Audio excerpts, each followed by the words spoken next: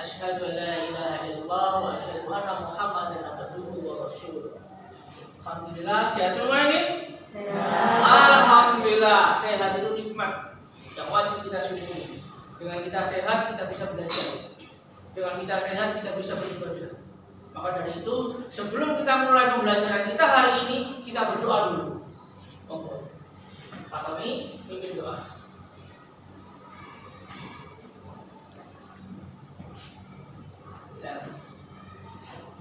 Jika berdoa,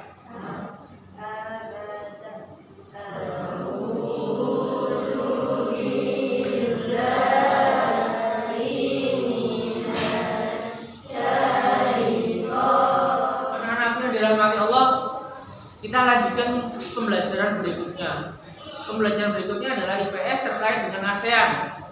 ASEAN sendiri kita sudah mempelajari di pembelajaran sebelumnya. Setelah kita ketahui semua ada 5 negara pendiri ASEAN. Siapa yang masih ingat? Fatoni. ada 5 negara pendiri ASEAN. Yang pertama Indonesia, Malaysia, Singapura, Thailand, Filipina. Bagus Fatoni. Bagus. Oke, selanjutnya mungkin masih ingat dalam benak kalian. Kira-kira di mana deklarasi ASEAN dicanangkan? Oh, dia. Thailand. Betul, di Thailand. Ibu kota mana? Siapa yang tahu? Bangkok. Tanggal berapa? Oh, 8 Agustus 1967. betul, hebat. Luar biasa. Tepuk tangannya mana?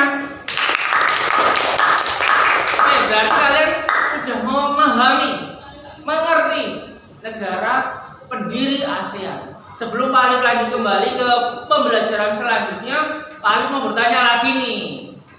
Pada kesempatan pada hari ini kita akan mempelajari pelajaran IPS, IPA, dan Bahasa Indonesia. Untuk pelajaran IPS, titik fokus kita nanti kita akan mempelajari bentuk-bentuk kerjasama ASEAN. Tentu saja ASEAN dibentuk memiliki tujuan. Tentu saja ASEAN tercipta akan ada kerjasama-kerjasama yang saling menguntungkan antara satu dengan anggota yang lainnya. Itu untuk mata pelajaran IPS. Untuk mata pelajaran IPA nanti kita akan mengenal beberapa jenis magnet. Jadi secara umum kita mempelajari magnet. Pada kesempatan ini kita akan mempelajari berbagai macam jenis magnet. Magnet nanti ada 5 jenisnya yang akan kita kupas tuntas, yang kita akan gali informasinya sehingga kita menjadi paham dan kita menjadi mengerti bentuk-bentuk magnet beserta manfaatnya. Setelah itu yang ketiga bahasa Indonesia, kita akan mempelajari tentang formulir. Formulir dalam ini formulir untuk mendaftarkan diri, menginformasikan diri di perpustakaan. Ya, bisa kita mulai belajar pelajaran kita hari ini? Oke, sekarang tolong perhatikan video yang paling sampaikan dengan seksama agar kita tidak terjadi gagal paham. Bisa dimulai? Oke, kita sambut, kita lihat, kita tonton bersama-sama.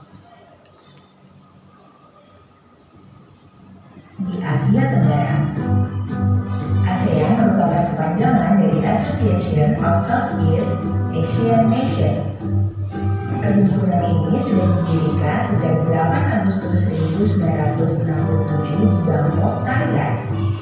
Awalnya, anggota ASEAN hanya terdiri dari 5 negara yaitu Indonesia, Malaysia, Thailand, Singapura, dan Filipina.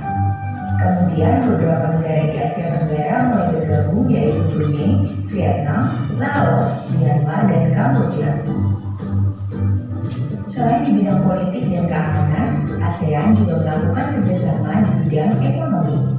Kerjasama di bidang ekonomi termasuk juga di bidang perindustrian, perdagangan, investasi, jasa dan transportasi, telekomunikasi, pariwisata, serta keuangan. Kerjasama ini juga mencakup bidang pertanian dan kehutanan, energi kecil dan makro bersama setiap negara anggota ASEAN. Beberapa proyek industri yang dilakukan oleh ASEAN adalah industri pupuk, tembaga, vaksin, dan abu soda. 4. Kawasan perdagangan bebas.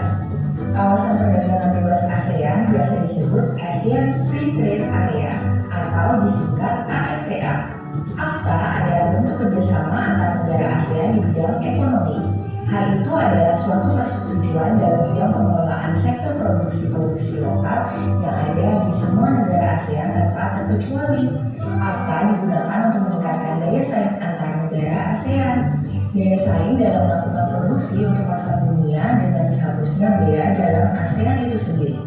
Selain itu, AFTA bisa meningkatkan investasi dari pihak asing secara langsung kepada negara-negara ASEAN. 5. Kooperasi. Anak-anakku yang dirahmati Allah, kita sudah mempelajari bentuk-bentuk kerjasama di ASEAN. Ada MEA atau Masyarakat Ekonomi ASEAN, ada juga dalam bentuk AFTA, ASEAN Free Trade Area, di mana di kawasan Asia Tenggara ini atau ASEAN diberi kebebasan untuk berdagang, atau istilahnya ekspor impor. Ekspor impor kita diberi kebebasan. Nah, Indonesia butuh perangkat-perangkat yang tidak ada di negaranya. Begitu pula juga dengan negara yang lain. Apabila di dalam negaranya tidak ada, bisa mengekspor atau mengimpor. Nah, pada kesempatan kali ini yang kita bahas di sini adalah benda-benda yang kaitannya ada magnetnya. Kira-kira magnet sendiri itu dalam perdagangan atau dalam pemanfaatan untuk kehidupan sehari-hari bisa dalam bentuk beraneka ragam. Misalnya magnet dapat digunakan untuk apa saja. Siapa yang bisa? Paten. Betul, bel listrik. Jadi magnet itu bisa dimanfaatkan untuk bel listrik. Siapa lagi? Apa gunanya magnet? Sama? Motor listrik, betul. Siapanya? Kita mempelajari IPA terkait jenis-jenis magnet. Sudah kita ketahui bersama bahwa magnet memiliki manfaat bagi manusia. Untuk itu kita perlu mempelajari berbagai jenis magnet. Magnet itu ada dua kutub, kutub utara dan kutub selatan. Kutub utara dan selatan ini dua hal yang ada dalam magnet. Ya. Nah, di sini ada juga berbagai jenis magnet, bentuk-bentuk magnet. Ada di sini magnet batang. Di sini magnet apa? Betul, magnet jarum. Di sini magnet apa? U atau tapal kuda. Magnet U atau tapal kuda. Di sebelahnya lagi ada magnet silinder, betul, silinder. Kenapa disebut silinder? Setelah mempelajari berbagai jenis magnet, juga kita sudah mempelajari tentang kegiatan kerjasama ekonomi di ASEAN. Nah, untuk menambah wawasan kalian, mari kita belajar ke perpustakaan. Nah, di dalam perpustakaan nanti banyak sekali informasi-informasi yang kita ambil. Namun sebelum itu, untuk bisa masuk ke perpustakaan harus mengisi formulir pendaftaran.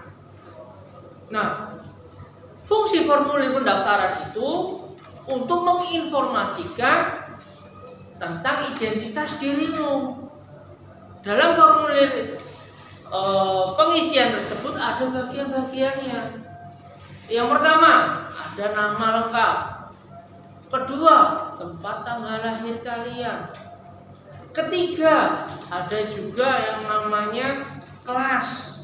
Itu bagian-bagian dari formulir.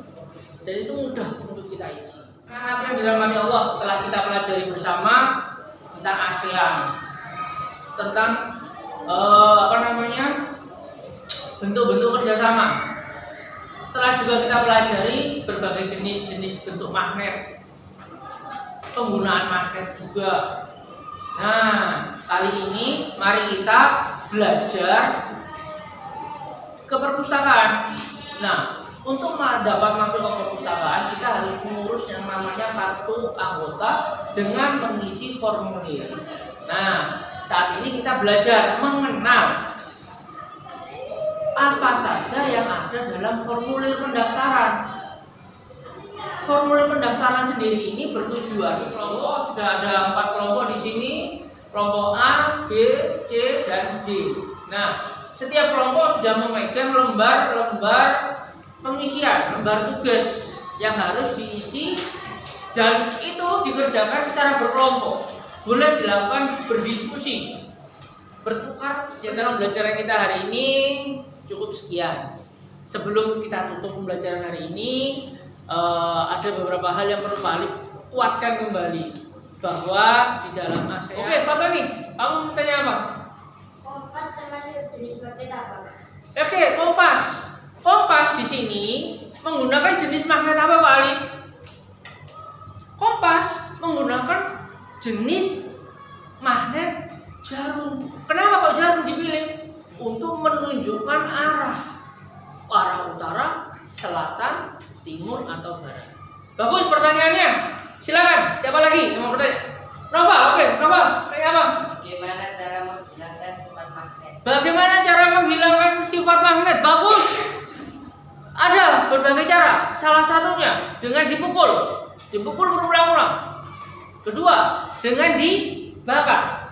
Dengan begitu, sifat magnet akan menghilang secara sendirinya. Oke, cukup pembelajaran kita hari ini. Mari kita akhiri pembelajaran kita hari ini dengan membaca hamdalah dan hafaratul majlis. Silakan. Alhamdulillah.